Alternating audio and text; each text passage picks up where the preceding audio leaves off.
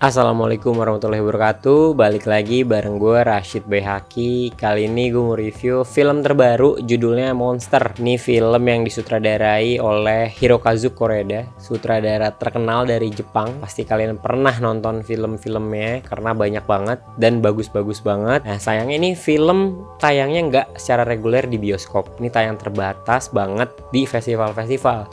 Jadi kalau ada yang nanya nih, Bang nontonnya di mana? Kok lu bisa nonton sih? Wah kacau, bajakan atau apapun itu enggak, karena gue nontonnya di festival dan untungnya dapet tiketnya. Karena susah ya sekarang nonton film-film yang pengen ditonton kayak gini tuh harus rebutan, war tiket dulu gitu kayak nonton konser. Dan sinopsisnya sendiri tentang anak laki-laki namanya Minato. Suatu hari dia tiba-tiba itu bertingkah aneh. Di satu sisi ibunya melihat itu dan berusaha menanyakan dan mencari tahu kenapa nih, dan ketika tahu ternyata ada hubungannya dengan sekolahnya. Dari situlah muncul masalah dari sudut pandang si ibunya, terus dari sudut pandang gurunya, dan juga dari sudut pandang anaknya sendiri yaitu Minato. Sebenarnya apa sih yang terjadi? Bagusnya ini karena sutradaranya itu awalnya Koreeda gitu ya, karena gue pengen nonton di Koreeda bikin apa lagi, karena dia itu selalu mengangkat tema keluarga. Menariknya lagi, nggak cuma tema keluarga, karena itu satu hal, temanya ini tuh dibungkus nggak cuma drama. Yang biasanya tuh dia drama keluarga atau drama apa ya, drama yang menggetirkan gitu ya. Ini drama misteri thrilling gitu ya, nggak thriller berdarah-darah sih, tapi ada sesuatu yang mencekam lah intinya. Ini tuh jadi naskah terbaik di Cannes 2023 nih. Kenapa si naskahnya ini menang? Gue penasaran dong. Jadi pas nonton ini kenapa ini menang? Pas ditonton,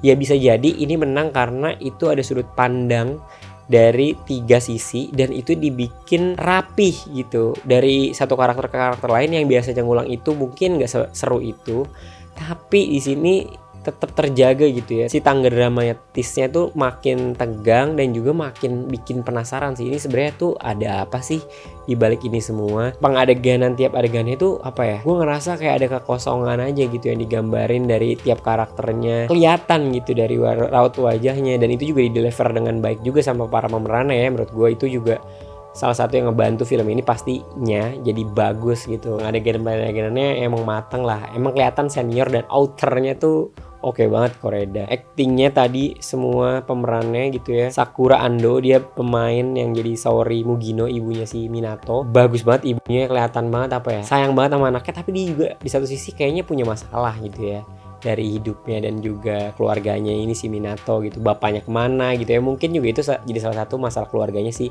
Minato dan Saori ini gitu.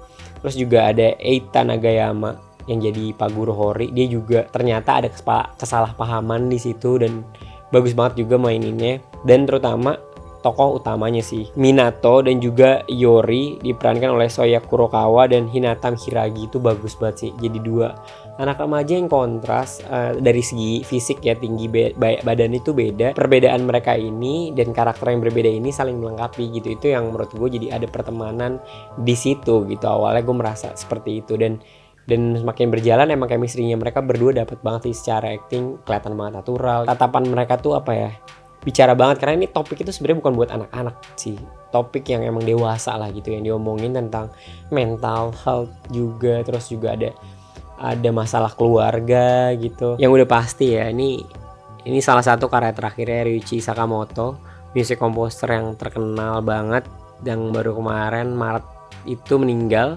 Jadi ini salah satu peninggalan terakhir ya. Scoring musik itu getir banget gitu, apa ya, rasanya tuh pahit lah kehidupan. Suara piano yang menusuk gitu, menghujam jantung gue lah. Itu yang bisa gue gambarin. Kalian coba rasain sendiri aja ketika nonton film Monster. Kalau kalian nonton nanti secara sinematografi, ya itu tadi gue bilang ya, ini filmnya tuh gelap, muram, dapet banget kesan sesuatu yang janggal dan anehnya sih dari gambar ya. Dan gak oke-nya nih, ini itu ada 3 sudut pandang. Terus ini alurnya udah jelas non-linear karena menceritakan satu hal tapi dibahas beberapa orang dan bolak-balik gitu waktunya. Itu yang bikin di satu sisi, walaupun si naskahnya ini jadi yang tadi gue bilang bagusnya itu karena mungkin karena 3 sudut pandang ditempatkan dan dituliskan dengan rapi, tapi di satu sisi gue juga mengkontra itu sendiri sih, karena interpretasinya luas banget aja sih. Interpretasinya tuh luas banget dalam arti ini tuh apa sih hubungannya antara satu karakter dengan karakter ini, walaupun kita tahu misalkan Pertama ibunya, terus terakhir si sudut pandang anaknya, terus ada gurunya juga. Tapi di satu sisi itu apa yang menghubungkan mereka, punya masalah apa, dan konklusinya seperti apa gitu. Dan itulah yang bikin gue juga kayak, ini apa sih maksudnya. Di satu sisi ini malah bingung sih akhirnya tuh gimana, sangat-sangat membebaskan banget, terlalu luas bahkan menurut gue untuk jadi sebuah film yang punya apa ya, yang punya statement gitu. Tapi mungkin juga emang nggak ada statement tertentu, emang pengen showing aja, not telling something gitu. Feeling gue tuh sangat lepas, oh ini endingnya begini gitu. Itu yang menurut gue juga salah satu yang tadi belum dibahas mungkin di bagian bagusnya, itu semua selesai gitu ya. Semua selesai dalam arti kayak ini selesainya di mana, di dunia nyata atau di dunia mimpi atau di dunia mana, tapi selesai dengan cara yang emang khas banget film-film apa ya, film festival bisa dibilang quote unquote ya, walaupun gue nggak suka tuh term itu, tapi selesai lah. Ini juga menang tadi Best Screenplay di Cannes, juga Queer Palm juga di Cannes. Jadi kayak emang ini film queer gitu. Tapi gue pas nonton ini nggak mikir ke sana sih, tapi ini gimana sih mereka temenan atau gimana. Dan kalau emang dapat penghargaan queer berarti kan emang queer kan. Tapi nggak tahu ya, gue harus nonton lagi mungkin. Tapi yang jelas ini film bikin mikir banget. Gue kalau adegan inget banget, adegan yang paling gue ingat awal-awal itu adalah adegan si Aminatonya ini bertingkah aneh dan dia tiba-tiba keluar gitu dari mobil, buka pintu, jatuh. Itu gue inget banget kayak Lady Bird ya kan, dia juga jatuhin diri si Lady Birdnya. Adegan kedua yang gue ingat adalah adegan si ibunya Minato datang ke ruang guru, terus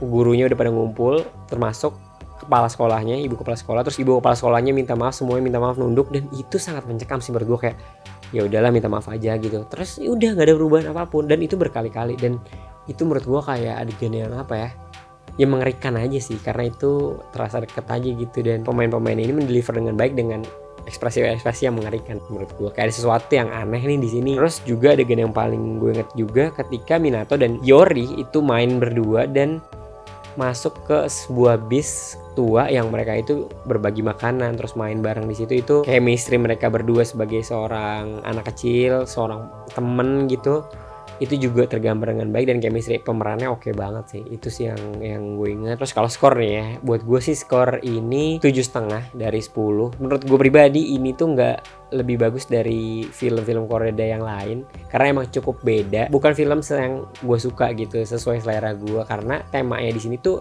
family tapi punya spektrum yang lebih luas gitu dari yang pada yang biasanya. Gue sih ngerasa malah bikin pusing aja gitu, nih apa nih terakhir-akhirnya, malah bikin bingung. Walaupun sebagai penonton ya udah nikmatin, oke dapat begini, tapi emang iya ya, emang iya. Terus malah pertanyaan itu yang buat gue aftertaste-nya malah nggak enak gitu, kayak kenapa monster juga judulnya? Apakah monster itu orang?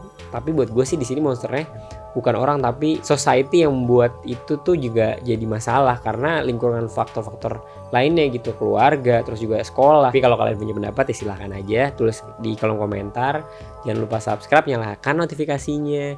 Ada membership juga bisa join karena itu terbatas kalau ada kita konten-konten yang menarik. Terus juga ada saweria di bawah. Follow juga Instagram, YouTube kita, subscribe, terus juga Twitter, TikTok ada walaupun nggak aktif ya, tapi bisa di follow.